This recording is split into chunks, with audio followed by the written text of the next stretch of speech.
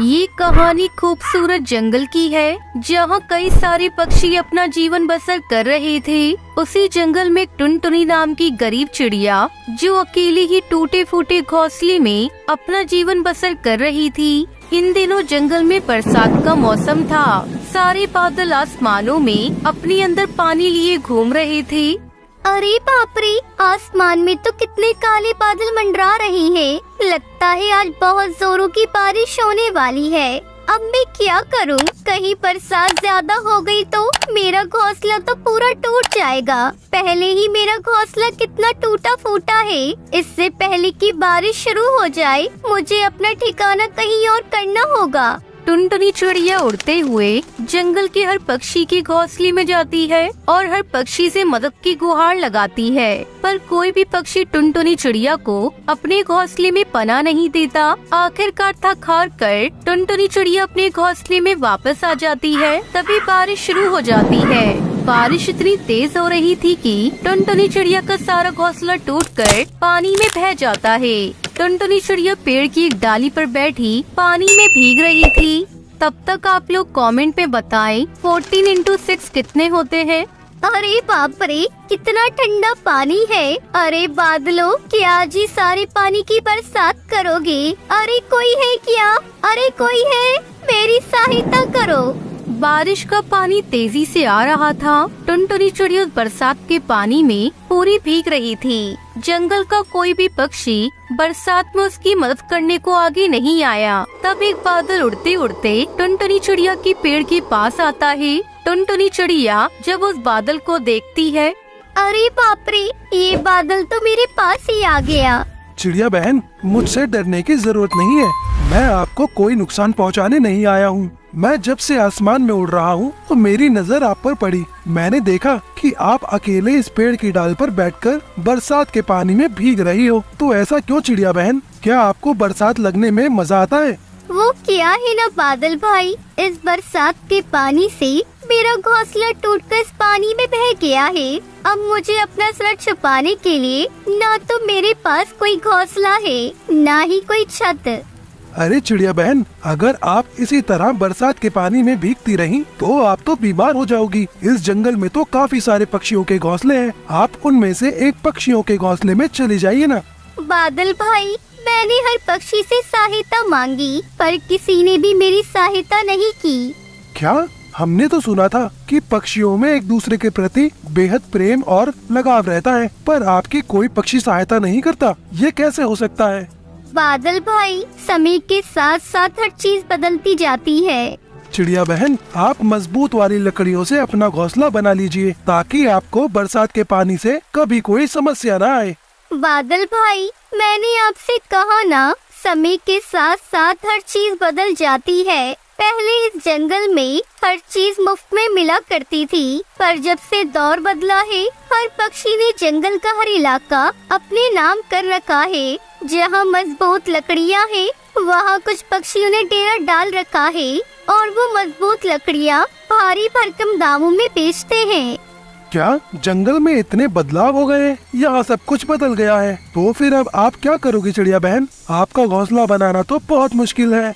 बादल भाई, लगता है मेरे भाग्य में यही सब लिखा होगा। बचपन से लेकर अब तक कोई सहारा नहीं मिला, ना ही किसी ने हाथ थामा। अब तो ऐसी समस्या से निपटने की आदत सी हो गई है। चिड़िया बहन, आपको इस तरह तकलीफ में देखकर मुझे बहुत तकलीफ हो रही है। आप एक काम करिए, आप मेरे ऊपर ही अपना एक छोटा सा घोंसला बना लीजिए। ये कैसे संभव है बादल भाई? हाँ चिड़िया बहन, बिल्कुल संभव है। आपके लिए मैं लकड़ियाँ इकट्ठा करता हूँ, फिर आप मेरे ऊपर अपना एक घोंसला बना लीजिए। ऐसा करने से आपको न बरसात से कोई तकलीफ होगी, न ही आपको गर्मी लगेगी। आपका जीवन एकदम अच्छे से बीतेगा और इसी बहाने मुझे भी आपका साथ मिल जाएगा। हम दोनों मिलकर खूब मस्ती करेंगे, खूब बातें करेंगे, एक दूसरे के सुख दुख के साथी बनेंगे। ये बात सुनकर टुनटुनी चिड़िया के दिल में एक उमंग जाग उठती है और वो उसी बरसात में धीरे धीरे एक एक लकड़ी उस बादल के ऊपर रखती जाती है। जैसे तैसे टुनटुनी चिड़िया अपना घर उस बादल पर बना लेती है और उसमें रहने लगती है। बादल टुनटुनी चिड़िया को लेकर आसमान की ओर निकल पड़ता है। चिड़िया बहन, कैसा लग रहा है आपको बादलों के घर में? बादल भाई, सच कहूँ तो बहुत मजा आ रहा है। आपका बहुत बहुत धन्यवाद बादल भाई, जो आपने मेरे लिए इतना सब किया। सुंदरवन जंगल में टुनटुनी चिड़िया अपनी बेटी लूसी के साथ रहती थी। उसके पति की मौत 2 साल पहले बस दुर्घटना में हो गई थी। टुनटुनी चिड़िया बहुत ही गरीब थी। अपने पति की मौत के बाद वो घर चलाने के लिए मजदूरी करने लगी। एक दिन टुनटुनी चिड़िया अपनी बेटी से कहती है, बेटा, देख रही हूँ तू कई दिनों से स्कूल नहीं जा रही है, क्या बात है? माँ, मेरी स्कूल की फीस तुमने जमा नहीं किया था, इसलिए टीचर ने मेरा नाम स्कूल से काट दिया। तूने मुझसे कहा क्यों नहीं लूसी? मैं आज ही जाकर सेठ से कुछ रुपए उधार मांग कर लाती हूँ। कल तेरे स्कूल चलकर तेरी सारी फीस जमा कर दूंगी। टुनटुनी पैसे मांगने के लिए सेठ के यहाँ जा रही थी। तभी रास्ते में उसे कालू मिलता है। क्यों नहीं टुनटुनी, कहाँ जा रही है? कितनी बार तुझसे कहा है तू मुझसे शादी कर ले, पर तू मानती नहीं। तुझे पता है ना मैं तुझसे कितना प्यार करता हूँ, पर तूने मेरा प्यार ठुकरा कर उस कमबख्त बंटी से शादी कर ली। अब तो वो भी नहीं रहा, अब भी समय, तू मुझसे शादी कर ले। मैं तुझको रानी बना कर रखूंगा। रानी, मेरा इतना बड़ा घर है, बस एक घर वाली की कमी है। ये क्या बदतमीजी है कालू? तू हर बार मेरा रास्ता क्यों रोक लेता है? टुनटुनी रानी, तुम इतना क्यों भड़क रही हो? गुस्से में तुम्हारा चेहरा बहुत प्यारा लग रहा है। तुझे शायरी बहुत सूझ रही है। अगर तू मेरे सामने से नहीं हटा तो मैं तेरा वो हाल करूँगी कि तू आईने में अपना चेहरा देखना भूल जाएगा।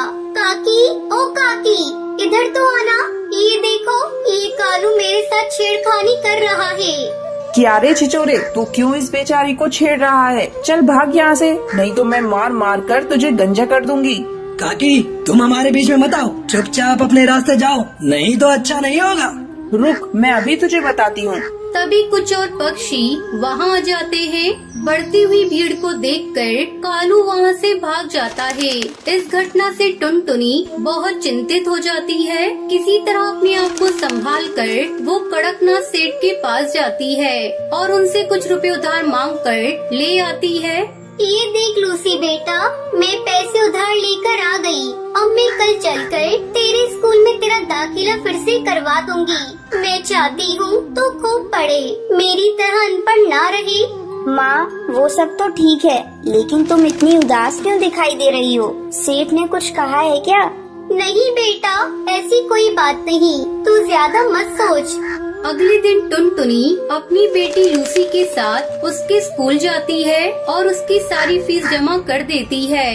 जब वो वापस घर लौट कर आती है तो देखती है उसका घर पूरी तरह से टूट चुका था। ये क्या हो गया? हमारा घर कैसे टूट गया? ना आंधी आई है ना तूफान, फिर ये सब कैसे हो गया? मुझे तो लगता है बेटा ये काम उस कालू का है। कल जब मैं पैसे लेने सेठ के यहाँ जा रही थी तब उसकी मुझसे लड़ाई हुई थी। अब हम लोग यहाँ नहीं रहेंगे, चल जल्दी यहाँ से कहीं और चलते हैं। लेकिन हम लोग कहाँ जाएंगे माँ? बेटा, हम लोग इतनी दूर जाएंगे जहाँ इस कालू का साया भी नहीं मिलेगा। फिर दोनों अपने घर को छोड़कर दूसरे जंगल में चली जाती हैं और एक सुरक्षित जगह की तलाश करने लगती हैं। अचानक उसे एक जगह पर पुरानी कुछ बोतल दिखाई देती है। तभी टुनटुनी चिड़िया लूसी से कहती है, बेटा लूसी, ये बोतल, यहाँ कितनी सारी बोतल है, अब हम इनसे नया घर बनाएंगे।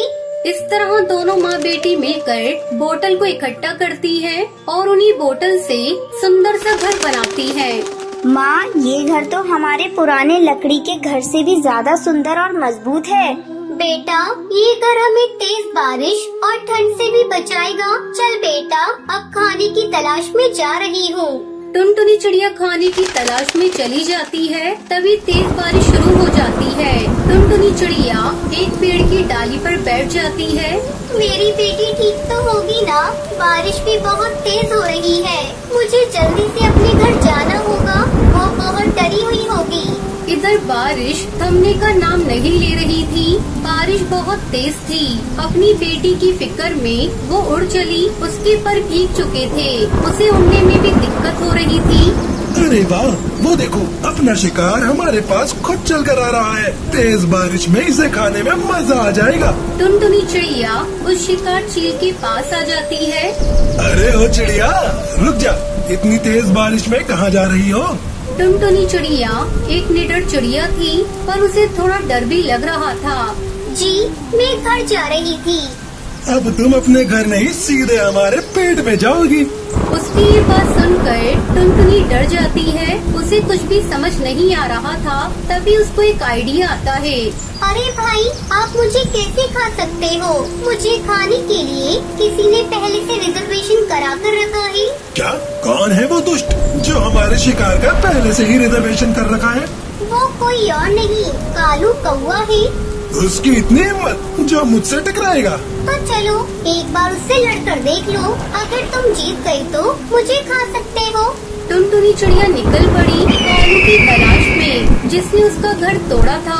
टुनटुनी चिड़िया आगे आगे उड़ रही थी, पीछे पीछे शिकारी चील। तभी उसे एक पेड़ पर वो कालू कौवा दिखाई देता है। देखो, वो रहा कालू कौवा।